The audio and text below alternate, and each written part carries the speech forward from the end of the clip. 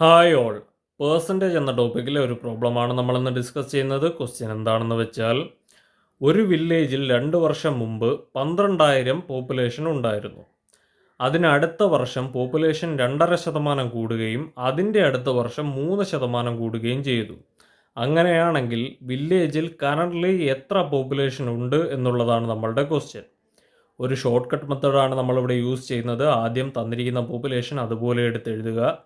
അതിൻ്റെ കൂടെ ആദ്യത്തെ വർഷം 2.5% ഇൻക്രീസ് ആയത്. 100ൻ്റെ കൂടെ 2.5% ഇൻക്രീസ് ആകുമ്പോൾ 102.5% ആദ്യത്തെ വർഷം ഇൻക്രീസ് ആയത്. രണ്ടാമത്തെ വർഷം 3% ഇൻക്രീസ് ആയി. അപ്പോൾ 100ൻ്റെ കൂടെ 3 ആഡ് ചെയ്യുമ്പോൾ 103% രണ്ടാമത്തെ വർഷം ഇൻക്രീസ് ആയി. തന്നിരിക്കുന്ന പോപ്പുലേഷൻ്റെ കൂടെ 102.5%വും 103%വും മൾട്ടിപ്ലൈ ചെയ്യുമ്പോൾ നമുക്ക് 12,669 എന്ന് കിട്ടും. ഇതാണ് കറൻ്റ്ലി വില്ലേജിലെ പോപ്പുലേഷൻ. ഈ ക്വസ്റ്റ്യൻ നിങ്ങൾക്ക് യൂസ്ഫുള്ളായി തോന്നിയിട്ടുണ്ടെങ്കിൽ ചാനൽ സബ്സ്ക്രൈബ് ചെയ്യുക, സപ്പോർട്ട് ചെയ്യുക.